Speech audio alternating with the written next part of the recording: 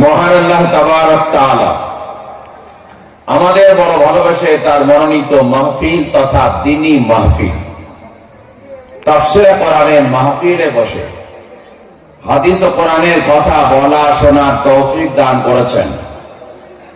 সেই মহান আল্লাহর দরবারে আমরা শতকোটি প্রশংসা করি, সকলে বলি আলহামদুলিল্লাহ।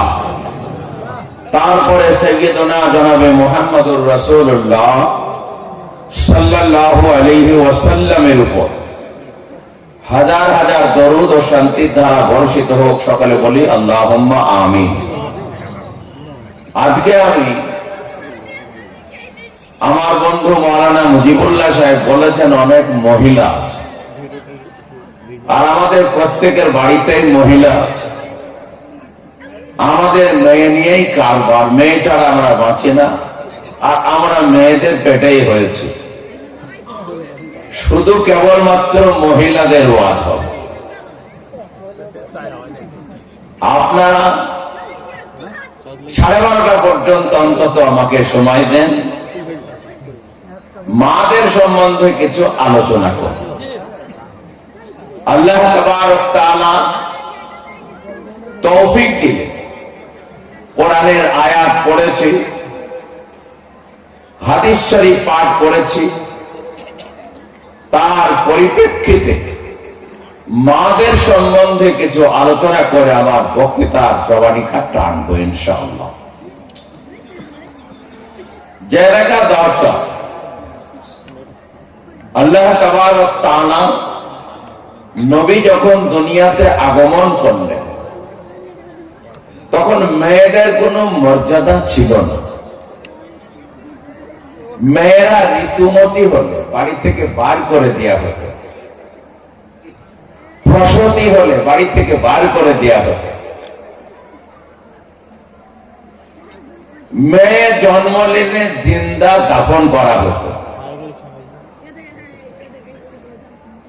মক্কার একটা বিরাট বাজার বসতো, সেই বাজারটার নাম হলো উকাজের মেলা।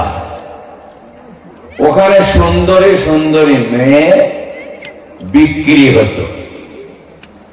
যাদের যত টাকা তারা তত টাকা দাম বেশি দিয়ে সুন্দরী নারী টাকা দিয়ে কিনে এনে স্ত্রীর মতো ভোগ করত। বলেন আস্তাগফিরুল্লাহ। এ ছিল মেয়েদের অবস্থা। অনেকে বলে না যে ইসলামে নারীর অধিকার দেয়নি, এটা চরম ভুল কথা। বরং ইসলামী নারীর অধিকার দিয়েছে, এত অধিকার দিয়েছে, এইরকম অধিকার কোন ধর্ম দেয়নি। এই যে অবস্থা চলছে, সেই সময় আল্লাহ নবী দেখলেন এরা আমার মা, এরা আমাদের বোন, এদের পেটে নবী হয়েছে, এদের পেটে হাফেজ গারি মৌলানা মুফতি হবে, এদের এই দুরবস্থা। বিশ্ব নবী আল্লাহর তরফ থেকে এসে ঘোষণা করলেন, মান আলা জারিয়াতাইন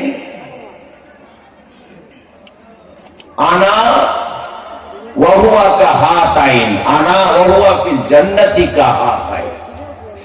আল্লাহর নবী বললেন, যদি কোনো মেয়ে, যদি কোনো ব্যক্তি দুটো মেয়েকে লালন পালন করে বিয়ে দিয়ে দিতে পারে, আমি আর সে জান্নাতে এইরকম পাশাপাশি থাকবো। বলেন সুবহানাল্লাহ। মেয়েদের তুলে নিয়ে আসলেন।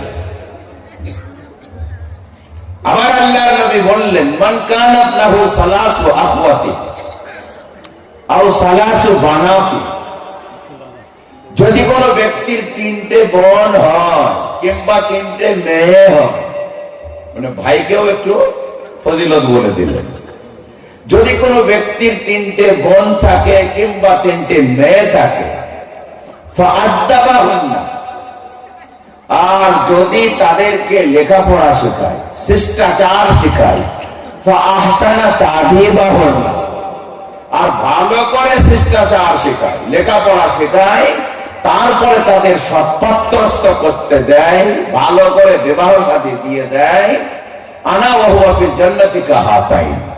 আল্লাহ নবী বললেন কুন্না লাহু হিজাবাম মিনান নার, ওই মেয়ে তার ভাই আর তার বাপকে জাহান্নামে যেতে দেবে না। বলি সুবহানাল্লাহ, জাহান্নামের আড় হয়ে